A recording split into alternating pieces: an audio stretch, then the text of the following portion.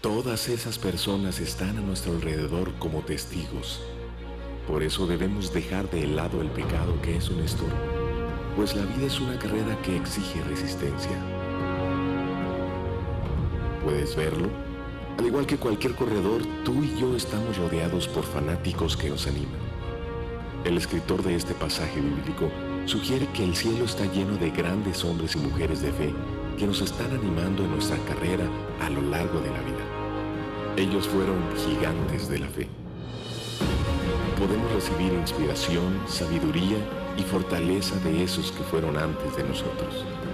Imagínate que ellos estuvieran en el Coliseo donde tú estás corriendo tu carrera de la vida. Los puedes ver de pie. Escucha cómo nos ovacionan. Te preguntas, ¿qué pudieran estar diciendo? Entre toda la multitud no puedes distinguir una voz de otra. Sin embargo, ¿qué si algunos salieran de la multitud, bajaran a la pista donde estás corriendo y trotaran una parte contigo? ¿Qué te dirían? El tiempo a tu lado sería limitado, así que, ¿cómo te explicarían con solo unas palabras la lección más importante que aprendieron en su propia vida? ¿Qué palabras de sabiduría usarían para animarte y fortalecerte? Corriendo con los gigantes. El personaje de hoy, José.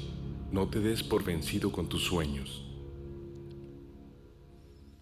Bienvenidos de nuevo a Vida In. Gracias por acompañarnos, bien sea que estés aquí en el auditorio o nos sigas a través de nuestra transmisión en vivo.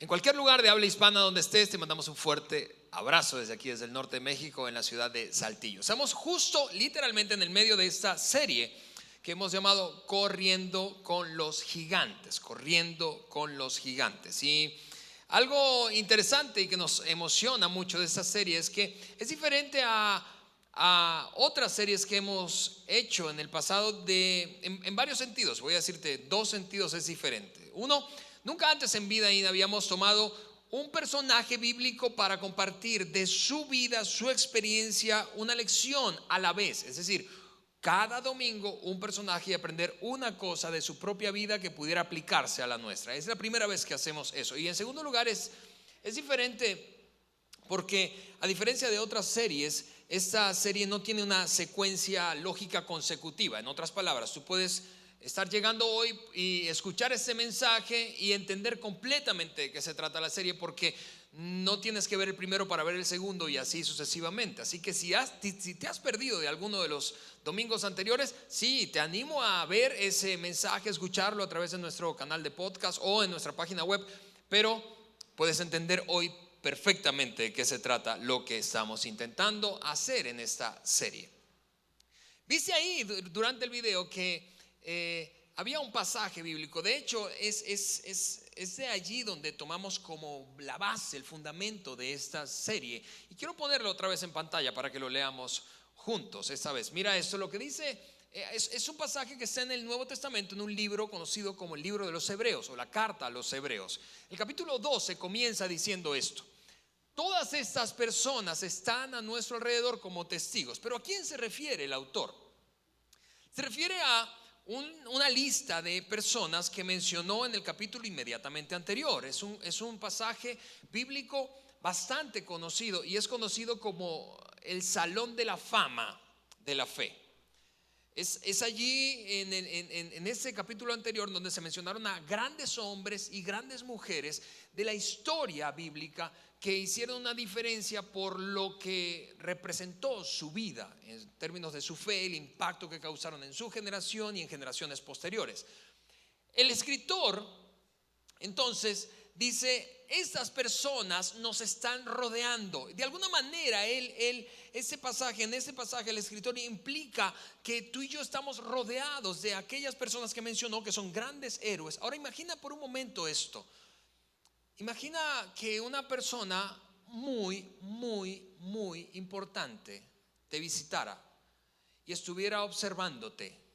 ¿Y observando qué? Observando cómo vives, observando la manera en que te relacionas con tu cónyuge, la manera en que tratas a tus hijos o tú a tus padres, la manera en que tratas a tus hermanos, la manera en que priorizas, en que tomas decisiones económicas, la manera en que conduces, La manera en que vivimos. Imagina que alguien a quien admiramos muchísimo nos está visitando y está observando. ¿No es cierto que en principio es como incómoda la sensación?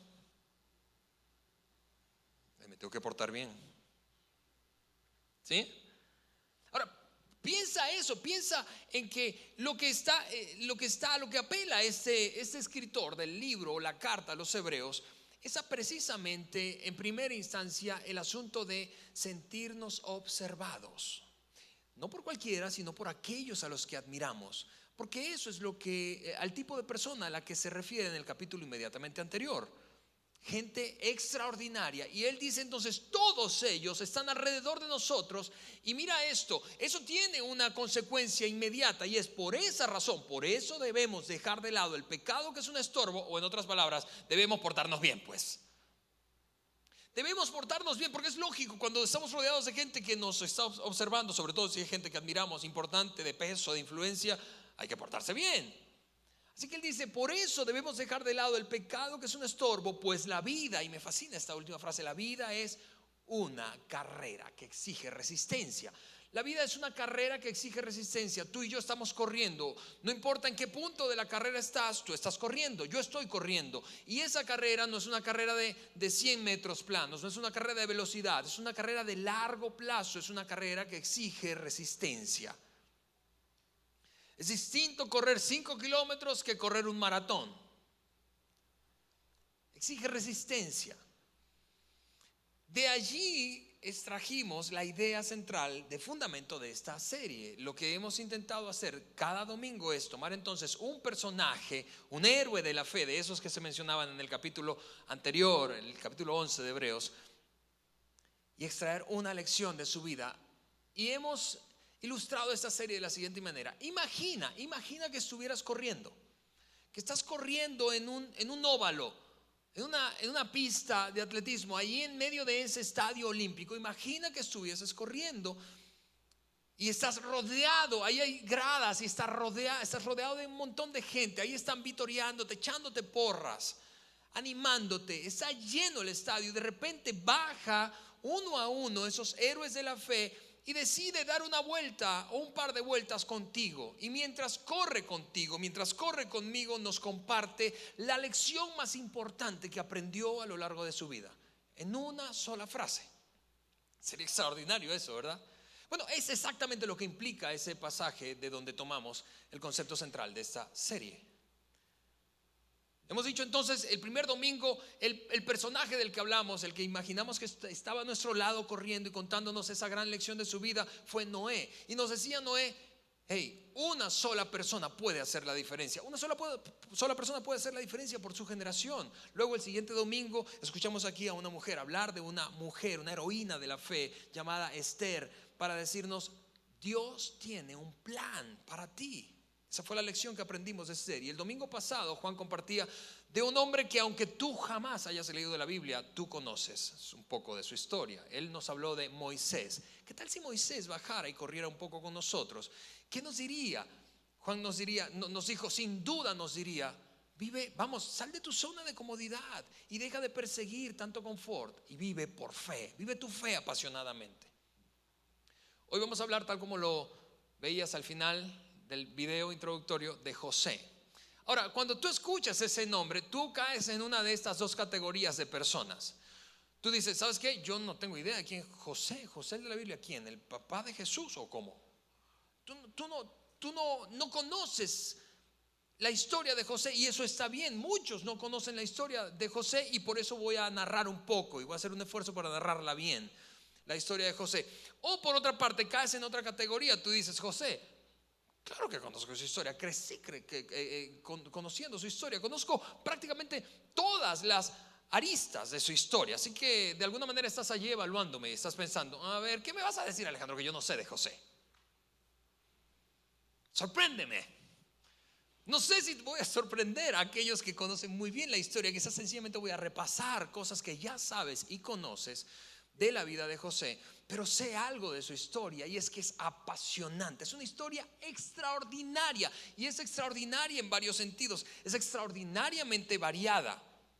Por ejemplo, aborda temas de desde un tema tan íntimo y personal como el del favoritismo, el sentir esa lucha en una familia de varios hermanos en donde uno de ellos es favorecido y por lo tanto un tanto de disfunción familiar. Aborda un tema tan personal como ese, pero un tema tan global como una crisis macroeconómica y una crisis alimentaria mundial. Imagina la variedad de temas que aborda la historia de José. Aborda temas como el que quiero compartir contigo hoy, que es el tema de los sueños. Y cómo es el proceso para llegar desde el punto en el que sencillamente tienes un gran deseo y anhelo hasta su cumplimiento. Es extraordinaria su historia. Y déjame comenzar diciendo esto de José. José era un hombre en la cúspide de su carrera, en el momento en el que, en su momento más alto, más brillante. Era un hombre que llegó a ser el segundo hombre más poderoso de la tierra. Solamente por encima de él estaba el gran emperador egipcio conocido como el faraón. Era un hombre que ostentaba todo el poder político, todo el poder económico que te puedes imaginar, el poder social que puedas imaginarte, influencia para juntar gente. Era un hombre súper poderoso. Te repito, solo por encima de él un hombre sobre toda la faz de la tierra. Al mismo tiempo, y mira esta mezcla, al mismo tiempo era un hombre extremadamente compasivo. ¿No te parece esa mezcla extraña? Es decir, ¿has conocido mucha gente que es poderosa y al mismo tiempo compasiva? ¿Cierto que no? ¿No es cierto que cuando uno piensa en alguien compasivo uno dice, ay, tan lindo, pero nunca va a llegar a alcanzar grandes cosas? O cuando uno piensa en alguien muy poderoso uno piensa, infeliz, ¿por qué no da de lo que tiene y ayuda a los demás? Es una mezcla extraña, pero esa mezcla estaba presente plenamente en la vida de José. Era un hombre muy poderoso, pero muy compasivo a la vez. Mira, parte de esa compasión se mostró en su capacidad, al mismo tiempo de ser un líder muy estratégico. Él planeó, diseñó e implementó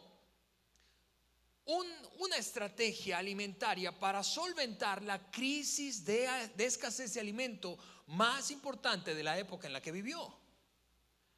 No para hacer negocio, sencillamente. No, fue una estrategia para ayudar a todo su pueblo, pero al mismo tiempo ayudar a naciones vecinas, aquellas que vinieran a pedir ayuda. Fue un hombre brillante desde el punto de vista económico, brillante desde el punto de vista de planeación estratégica. Mira, si tú crees que la crisis que vivimos en 2008 fue una crisis económica severa o te asusta un poco el tema hoy del superdólar, tú tendrías que haber estado en la época en que vivió José. 7 años en una espiral económica descendiente, una debacle económica la más grande conocida del mundo en su época. Y no solamente atravesó esa crisis con éxito, sino que fue un modelo para otros países. Era alguien, mira, si José hubiese tenido un perfil en LinkedIn, hubiese sido quizá el currículum más solicitado, visto el perfil más visitado de todos. Era realmente, y además, como tú sabes, como esa perla final en la corona de la historia de José, de éxito. José tenía una familia muy numerosa y muy unida. Ahora, mira, eso es súper extraño. No solamente un tipo exitoso, súper poderoso, compasivo, sino al mismo tiempo con una familia unida. Uno se imagina en la familia, no es cierto que tú y yo, aunque lo digamos o no lo digamos, vemos gente que ha tenido gran éxito en su carrera y pensamos, su familia debe estar hecha a pedazos. Un poco con envidia, así en silencio, pero decimos, seguro su familia es un desastre. Pues la familia de José no era un desastre. En ese momento de su carrera, en la cúspide de su carrera, tenía una familia unida, hermosa. Era algo rarísimo. Trabajar con José, ¿y qué digo trabajar? Estar cerca de José, hablar con él, cruzar palabras, debió ser fascinante. Así es como lo describe la historia bíblica en ese momento de su carrera. Quiero ponerlo ahí en pantalla, eso está en el libro de Génesis, míralo conmigo. El faraón dijo a José, el faraón, recuerda, el emperador egipcio, el hombre más poderoso y solo debajo de él, José. El faraón dijo a José, yo aquí en persona te pongo a cargo de toda la tierra de Egipto. Luego el faraón se quitó de la mano el anillo con su sello oficial. Mira esto, tú recuerdas, y si tú seguramente tienes una referencia, al menos a través de películas, lo que lo que significaba el anillo real. El anillo real tenía un tipo de sello y típicamente eso es lo que ocurría. Un edicto, una carta, cualquier comunicación formal que proviniera del palacio tenía como un sello, esa cera roja, y encima le metían el sello para pues, identificar que venía del rey, la autoridad máxima. Y entonces eso tenía implicaciones muy importantes, donde llegara esa carta. Bueno, no le dio una carta con su sello, se quitó su anillo y se lo entregó a José. Se quitó el anillo de la mano, ¿verdad?, con su sello oficial, y lo puso en el dedo de José. Lo vistió con ropas de lino de la mejor calidad y le puso un collar de oro. Después hizo que José subiera al carro de guerra reservado para su segundo en autoridad, y donde quiera que iba José se gritaba la orden de arrodíllense. Era un tipo súper poderoso. Así que el faraón puso a José a cargo de todo Egipto y le dijo: yo soy el faraón. Quiero que lo recuerdes, sigo siendo el primero. En otras palabras, yo soy el faraón, pero nadie levantará una mano ni un pie en toda la tierra de Egipto sin tu aprobación. Este tipo realmente, no sé si lo notas como yo, pero había alcanzado quizá todo lo que pudo haber soñado en su vida. Era un hombre realmente sobresaliente. Era imposible que José pasara desapercibido. Y te repito, poderoso, compasivo, brillante, una mente brillante, un gran líder, una familia unida. Es un hombre que realmente valdría la pena escucharle hablar de sueños, y particularmente de esos sueños que aún no se cumplen. Por otra parte, y 20 años atrás, era totalmente diferente. No era José el grande, ni José el magnánimo, ni José el emperador, ni José el gobernador. Era un chico adolescente. Chicos adolescentes entre 13 y 17, escucha esto. Era un chico común y corriente, con sueños, no con sueño como el que tienes ahorita, con sueños. ¿Está bien? Ahí pellízcalo ahí, dale, para que se despierte.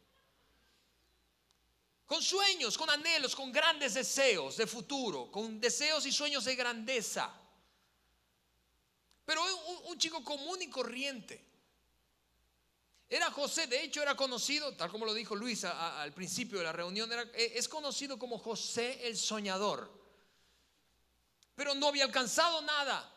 Estaba lleno de inexperiencia. No solamente estaba lleno de inexperiencia, estaba lleno de pasión por sus sueños. No solo eso, sino que estaba lleno de falta de sabiduría. Era un chico soberbio, era un chico egocéntrico, era un chico mimado, era como un becerro mimado de su padre. Pero nada que ver con aquello en lo que se convertiría 20 o 23 años después. ¿Por qué te digo eso? Escúchame, porque quiero mostrarte 2 puntos de la vida de José y lo que hubo en el medio. Un momento al inicio, cuando era un muchacho, en el que no era nadie. Y luego el segundo más poderoso de la tierra. No tenía un apellido que lo iba a llevar a aquello. No tenía el dinero para abrirle puertas para lograr aquello. No. Era sencillamente un sueño. Y luego convertirse en esto. Escúchame, si alguien podría, te repito, hablar de éxito, si alguien podría hablarnos de sueños sin cumplirse, de sueños cumplidos, es José. Así que quiero que hagamos lo que hemos hecho en esta serie. Quiero que te imagines ahora mismo que tú estás corriendo. Es la carrera de tu vida.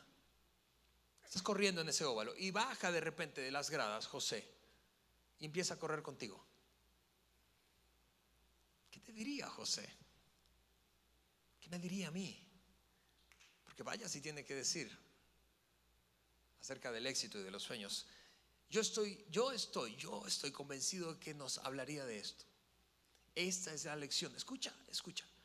Esta es la lección más importante que aprendí a lo largo de mi vida. Nunca, jamás te des por vencido con tus sueños. Nunca. No te des por vencido con tus sueños, nunca. Aunque no salgan bien al principio, no te des por vencido con tus sueños. Aunque la gente más importante de tu vida no te crea, no apueste a ti. no te apoye, aunque la cosa tarde demasiado, aunque las cosas se compliquen, no te des por vencido nunca. Jamás te des por vencido con tus sueños. No te des por vencido. Y escucha esto, José nos diría probablemente lo siguiente: un sueño es concebido mucho antes de que se cumpla. En el camino, entre esos dos puntos hay un proceso, y un proceso que todos debemos vivir. Un proceso individual, un proceso particular para cada uno de nosotros, pero un proceso que todos debemos vivir. Un proceso en el que vas a encontrarte con cierta frecuencia ante un dilema. Y el dilema es este: la duda va a venir a tu cabeza para entonces empezar a pensar, ¿debo renunciar o debo seguir? ¿Esto realmente será digno de la lucha que tengo? ¿Esto será digno de todo el esfuerzo, del costo que está teniendo o no? ¿O debería olvidarme de eso? ¿O sencillamente fue un asunto de muchacho? José te miraría a los ojos y me miraría a los ojos para decirnos: no renuncies a tus sueños, no te des por vencido, no te des por vencida. Te miraría a los ojos sin importar tu edad. Te diría: si es que eres un chico, una chica, apenas estás empezando a desear grandes cosas, no te des por vencido. Y aún si estás anciano o anciana, te diría: no te des por vencido aunque no se hayan cumplido. Y nos diría específicamente: no nos demos por vencido en 4 maneras. Número 1, no te des por vencido aun cuando no comiencen bien las cosas. Y vaya si para José no comenzaron bien. Mira lo que ocurrió en sus inicios. Estaba lleno de ímpetu, lleno de ganas, de entusiasmo, pero muy poca sabiduría. Era un chico, realmente te decía, era como un becerrito mimado. Era el 11avo de 12 hermanos, de 12 hijos. Solo había uno de esos 12 menor que él. Y empezó a hablar, a vociferar de las cosas que estaba soñando sin ningún tipo de prudencia, con mucha altivez y egocentrismo. Y lógicamente las cosas empezaron a salir mal. Empezaron a salir tan mal que terminó siendo desterrado, vendido como un esclavo en otro país. No te des, si José estuviera corriendo contigo, conmigo, nos diría: vamos, no te des por vencido aun cuando hayan salido mal algunas cosas.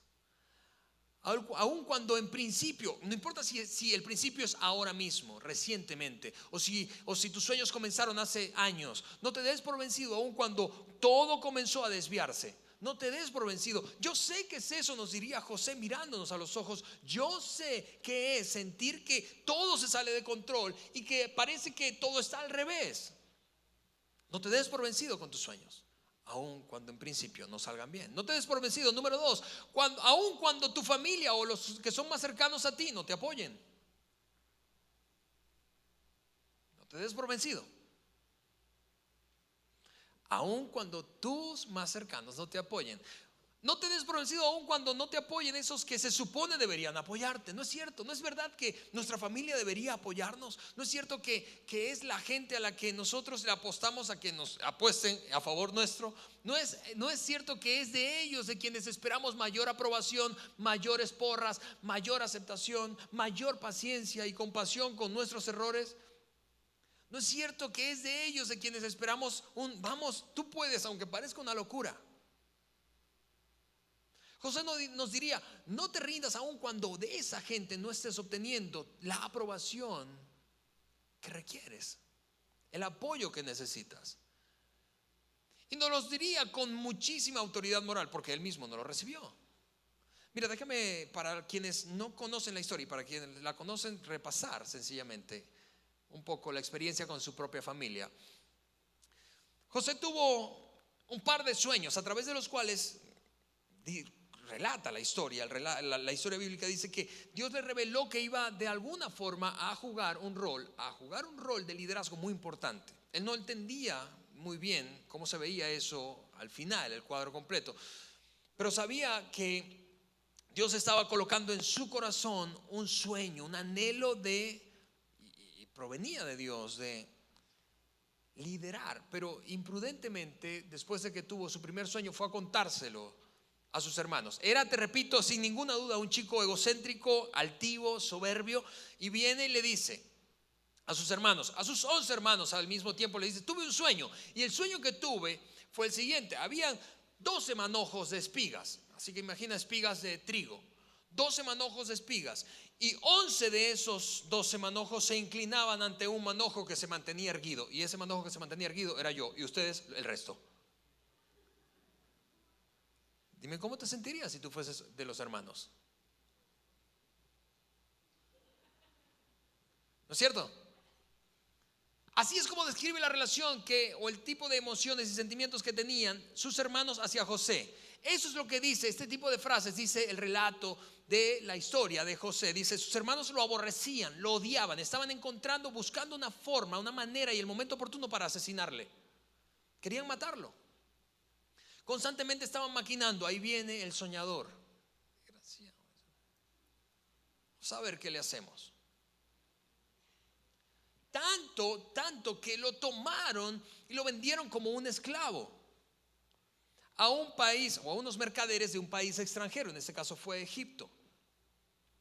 Pero no solo eso, hablando de la reacción de su familia, lo de sus padres también fue una reacción similar. Él tuvo otro sueño, esta vez los juntó a todos.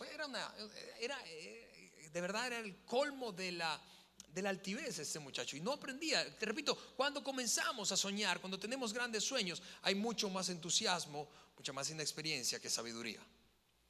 Soñó otra cosa y juntó a todos, incluyendo a su papá y su mamá, para decirle, ¿sabes qué? Soñé otra cosa y soñé que habían 2 estrellas más el sol y la luna, y tanto el sol, la luna como las 11 de las 2 estrellas se inclinaban a una estrella. Yo soy la estrella y ustedes el resto. Imagina que tú eres el padre de ese muchacho. Yo me imagino a mi hijo diciéndome eso. Yo creo que le haría mudar los dientes más rápido. Así como nuestros padres, chicos que están hoy aquí, aunque tú no lo creas, eso ocurría en el pasado. Nuestros padres nos abofeteaban. Y tú te mueres porque te quitan el internet un día. Bien, es otro tema.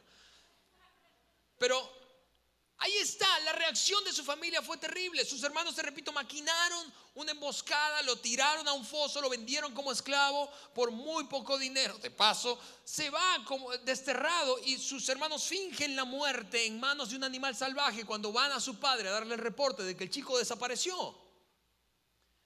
Quien debía apoyarle más, quien debía ser un poco quizá paciente con su inexperiencia, con su altivez, no lo fueron. Ninguno de su familia lo fue.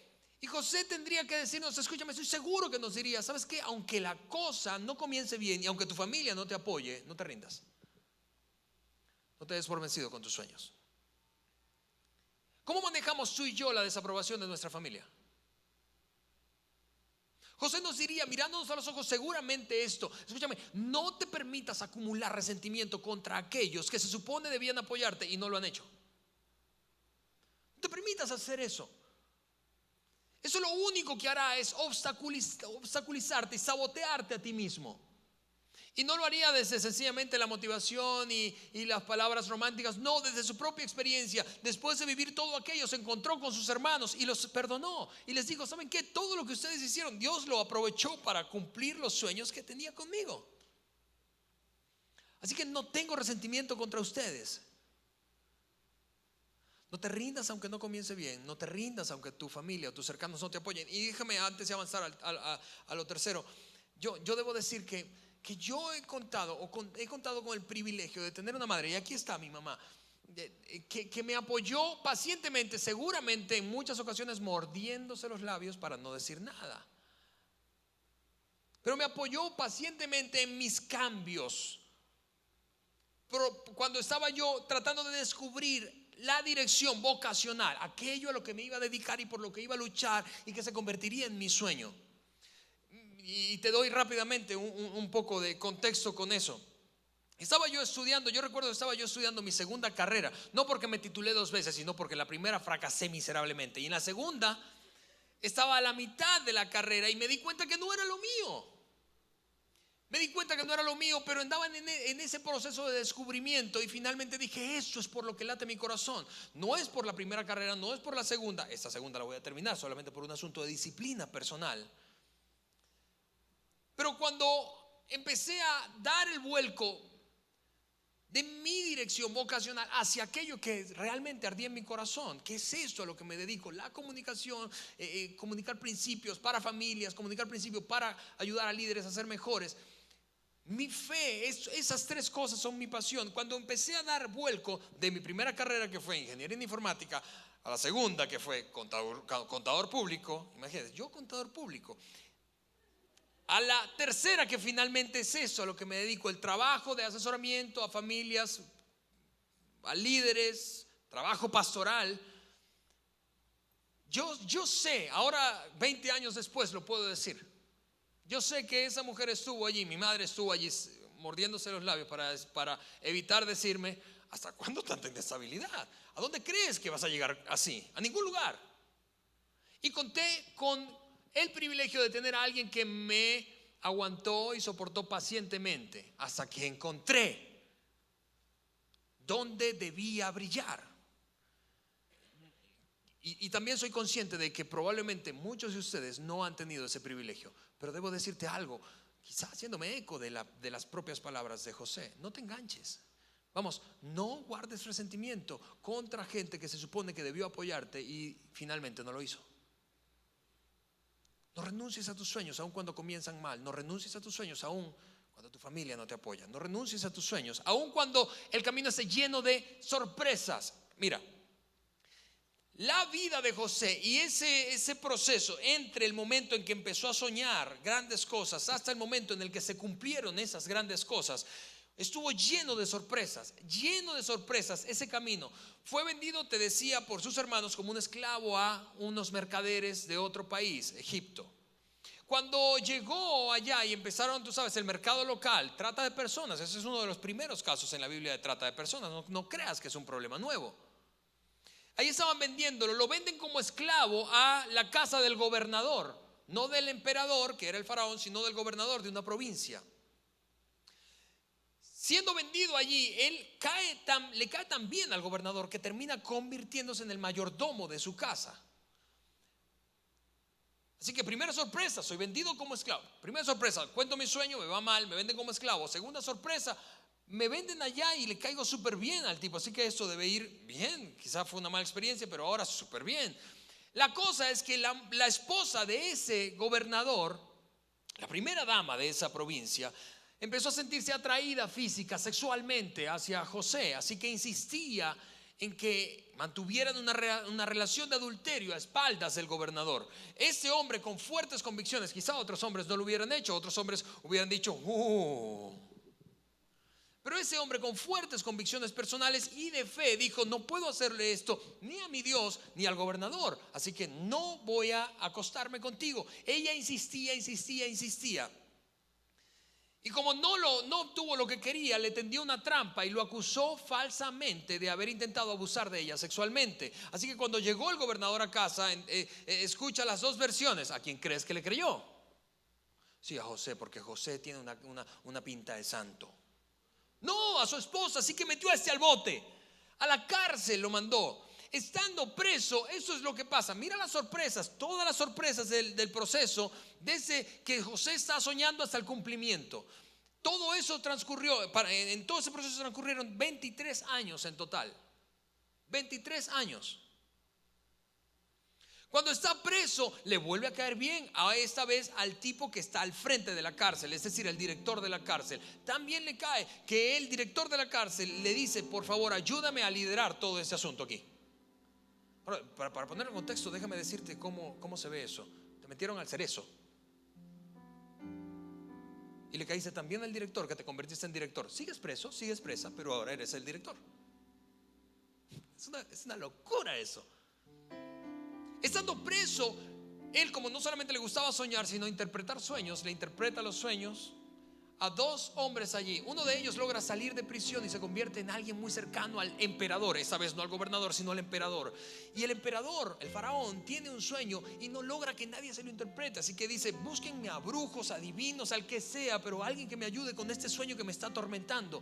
Ese hombre que había estado en prisión con José recuerda que aquel interpreta sueños y lo manda a llamar. Le interpreta el sueño al faraón y lo hace tan excepcionalmente bien. con tanta brillantez y sabiduría que el faraón le dice: ahora tú serás el segundo. Y así llegamos al pasaje que leímos hace un rato.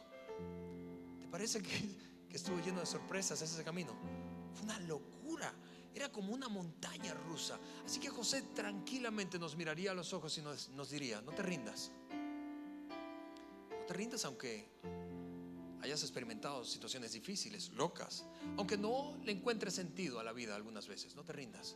No te rindas, no te des por vencido con tus sueños, aunque no empiecen bien, aunque tu familia no te apoye, aunque haya muchísimas sorpresas, y finalmente no te rindas, aunque tarde mucho tiempo eso. No te rindas. ¿Cuántos años tienes?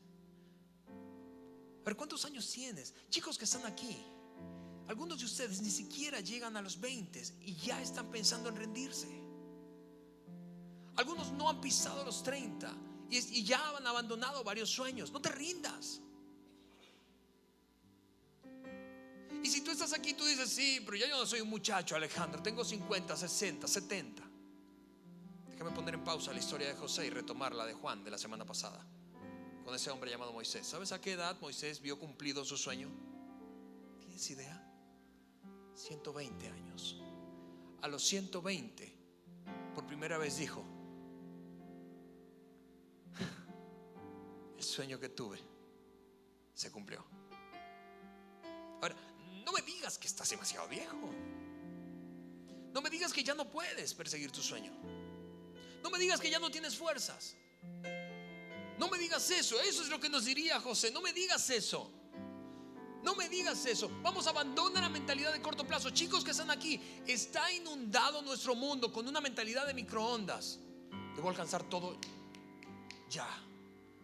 No renuncies, no te rindas a pesar de que ha pasado mucho tiempo.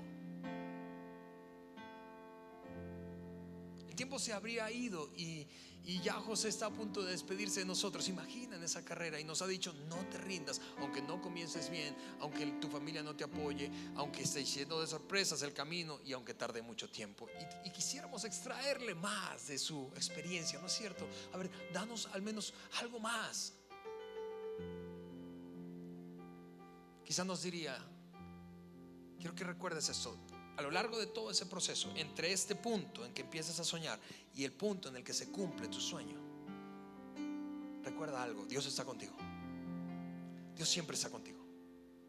En todo este proceso Dios está contigo. En los momentos más locos, dolorosos, inexplicables, sin sentido, cuando la vida no tenga sentido, cuando estaba metido en ese pozo, justo en el momento en el que mi propia familia me traicionó y me vendió como un perro esclavo, todo se mantuvo con sentido en mi mente porque yo entendía que Dios estaba conmigo. Cuando esa mujer me acusó de haber abusado sexual o intentado haber abusado sexualmente de ella, y fui mandado a prisión injustamente, Dios estaba conmigo en esa prisión mientras estuve varios años allí. Dios está con ustedes, Dios está con ustedes. Y finalmente nos diría: vamos, aprendan de cada experiencia posible. ¿Recuerdas que te decía que al principio que José, en la cúspide de su carrera, era un hombre muy poderoso pero al mismo tiempo muy compasivo? ¿Ves la diferencia entre aquel muchacho egocéntrico, altivo y soberbio y este líder mundial lleno de poder y compasión? José nos diría: cada experiencia en la que toqué fondo fue un momento para aprender a doblegar mi orgullo. Aprovecha cada experiencia que vives y no entres en el juego tan común de queja, de quejarte y quejarte y quejarte. Vamos, aprovecha cada experiencia para crecer. Justo antes, imagina esto: estás allí corriendo con él, justo antes de despedirse, te toma del brazo y te dice: a ver, detente un momento. Quiero orar por ti. Yo no sé tú, pero a mí me encantaría que un hombre como ese orara por mí. ¿Por qué? ¿Porque el tipo está más cerca de Dios? No, porque él ha vivido cosas que yo no, y ha visto la vida de una perspectiva que yo no, y seguramente orará cosas que yo no. Así que justo antes de irse, te repito, imagina que te toma el brazo, te detiene: para de correr, déjame orar por ti antes de irme. ¿Cómo sería esa oración? ¿Cómo sería esa oración de José por ti? de un hombre que vino desde el pozo, desde el foso, desde estar hundido, de no ser nadie ni tener nada, hasta ser el segundo más poderoso de la tierra. ¿Cómo oraría por ti? Quiero que te tomes un momento para imaginar eso. Y para eso te quiero pedir que cierres los ojos. Cierra los ojos solo para que no te distraigas. Imagina cómo sería la oración de José por ti. Quizás se escucharía así: Dios mío, yo quiero orar por mi amigo, por mi amiga. Y no quiero pedirte que quites las dificultades de su vida, no, pero quiero pedirte que crezca en fortaleza interna, que internamente sea cada día más fuerte, que aproveche cada experiencia para mejorar y fortalecer su carácter. Y te suplico, Dios mío, que jamás se rinda, porque fuiste tú el que pusiste esos deseos en su corazón. Esos sueños provienen de ti, Señor. Por eso te pido que le des la fortaleza para que nunca renuncie. Te pido eso en el nombre de Jesús. Amén. Eso es lo que quiero que hagas esta semana. Ya te dije lo que quería que supieras. Lo que quiero que hagas es esto. Quiero que esta semana, esta tarea a mí me fascina. Estoy emocionado por hacerla yo. Quiero que te acerques a alguien a quien admiras, una persona a la que digas: sabes que esa persona ha alcanzado más, ha vivido más, ha logrado más que yo. Te vas a acercar y le vas a decir: sabes que estuve en una plática. Y si esa persona es en ese ambiente de iglesia y eso te genera algún conflicto, dile que escuchaste una plática motivacional, que fuiste por ahí en algún lugar y estaban hablando de eso, de gente que había alcanzado grandes cosas, y tú pensaste en él o en ella. Y que estás allí para decirle no solamente que pensaste en él, porque ves que y admiras precisamente el hecho de que ha alcanzado mucho, pero al mismo tiempo que te encantaría escuchar qué cosas ha aprendido en ese proceso. Y mira, vas a matar 2 pájaros de un tiro allí. Indudablemente vas a aprender y vas a apelar, te repito, a ese deseo que tenemos de ser guiados por personas que han alcanzado, avanzado más que nosotros. Eso es sabiduría, adquirir sabiduría de la experiencia de otro. Pero al mismo tiempo probablemente vas a hacer algo que muy pocas personas hacen con quienes tienen éxito. Le vas a decir: ¿sabes qué? Realmente te admiro. Quizá esa persona no escucha eso con frecuencia, o al menos no lo escucha en un entorno en donde no hay un interés de sacar algo de su vida para beneficio del que lo pide. No, estás allí para aprender. Dile eso: quiero aprender de ti. Y recuerda, la lección de José es: no te rindas con tus sueños. Nos vemos el próximo domingo en la 5ª parte de la serie Corriendo con los Gigantes. Tengan una feliz semana. Bye.